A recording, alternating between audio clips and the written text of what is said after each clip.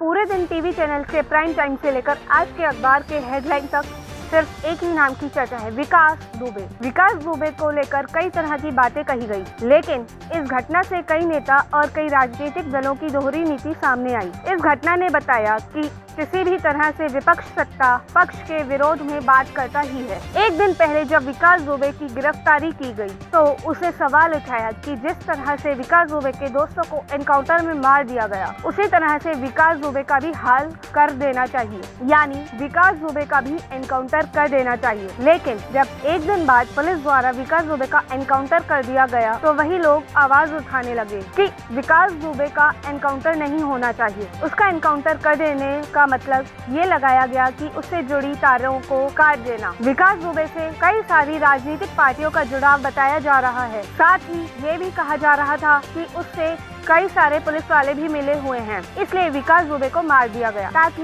उसके जरिए उन तमाम लोगों तक पहुंचने का रास्ता खत्म हो जाए जिनके सहारे वह काम कर रहा था। खैर, उत्तर प्रदेश पुलिस द्वारा किए गए इस एनकाउंटर के ऊपर भी सवाल खड़े किए जा रहे हैं।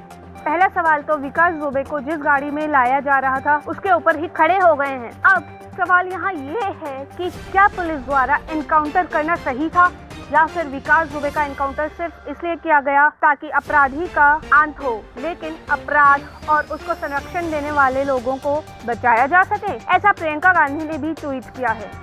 अखिलेश यादव का भी सवाल सबको शक के दायरे में धकेलने के लिए काफी है। अखिलेश यादव ट्वीट करके लिखते हैं कि यह गाड़ी नहीं पलटी है, बल्कि सरकार की कुर्सी पलटने से बचाया गया है। कई सारे विपक्ष के नेताओं को भी बयान दिए हैं जो कहीं न कहीं सरकार और प्रशासन पर सवाल खड़े कर रहे हैं। पहले ये जान लीजिए कि आखिर पुलिस के तरीकों पर सवाल क्यों खड़े किए जा रहे हैं। इस पूरे मामले में क्या हुआ है, हम में से कोई नहीं जानता। हमारा जानना जरूरी है, देश के नागरिकों का जानना जरूरी है, पुलिस महकमे के लिए जानना जरूरी है, विकास दुबे के परिवार के लिए जानना जरूरी है, उत्तर प्रदेश के राज्य के लिए जानना जरूरी है। जो पुलिस वाले पिछले शुक्रवार को मारे गए थे, उनके परिवार के लिए भी जानना जरूरी है।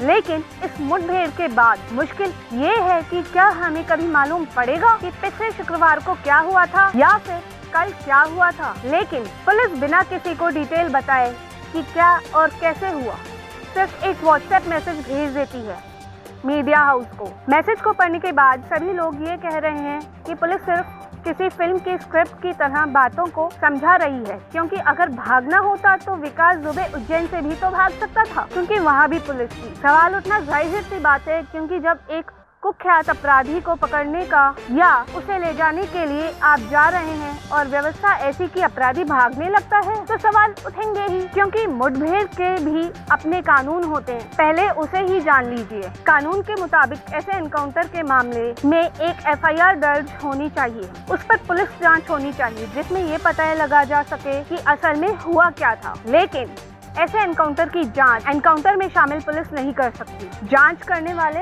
अलग लोग होंगे। ऐसी सूरत में मामले की वीडियोग्राफी होनी जरूरी होती है। एफआईआर में पुलिस वालों को अभियुक्त बनाया जाना चाहिए और आईपीसी की धारा 302 लगाना चाहिए, यानी व्यक्ति की मौत हुई है। जांच में ये बात साबित करने की जरूरत होती है कि आत्मरक्षा में गोली चलाई गई। जो एफआईआर दर्ज होंगे उसमें आईपीसी की धारा 302 किसी के मरने के बाद अभियुक्त पर लगाई जाती है, लेकिन आईपीसी की धारा 307 जान से मारने की कोशिश जैसे घिनौना अपराध में लगाया जाता है। नियम यही है, लेकिन ऐसा होता नहीं है, क्योंकि पूरे सिस्टम को नेताओं और पुलिस की साठ गांठ ने उसे तोड़ मरोड़ कर रख दिया है। नेताओं के पास कोई राजनीतिक इच्छा शक्ति नहीं है। अगर इसे जुडिशियल किंग कहें तो भी किसी को हैरानी नहीं होनी चाहिए। हम ये बिल्कुल नहीं कह रहे हैं कि पुलिस झूठ बोल रही है। थोड़ी देर के लिए मान भी लिया जाए कि पुलिस सही है, विकास दुबे सच में भाग रहा था, लेकिन ये बात उस पुलिस वाले के मुंह से सुनना बिल्कुल सही नहीं है जिसने गोली चलाई, क्योंकि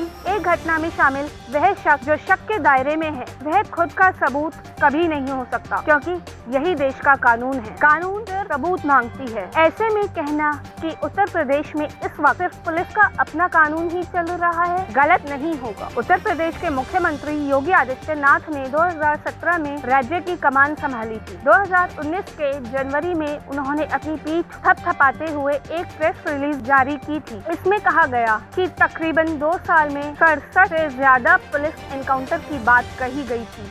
इसके बाद कई फर्जी एनकाउंटर के आरोप भी सरकार पर लगे, जिसकी गूंज पूरे उत्तर प्रदेश विधानसभा में सुनाई दी थी। इसकी गूंज संसद भी पहुंची, लेकिन शायद यह उत्तर प्रदेश प्रशासन तक पहुंचने में असफल रही थी, जिसकी वजह से अभी भी लगातार यह एनकाउंटर चल रहा है। चाहे स्क्रिप्ट में गाड़ी को पंक्चर कर दिया जाए, आरोपी को भागने का प्रयास करना हो या फिर गाड़ी का पलटना, उत्तर प्रदेश पुलिस की सभी कहानियों का रिजल्ट सिर्फ एक ही है, आरोपी का एनकाउंटर।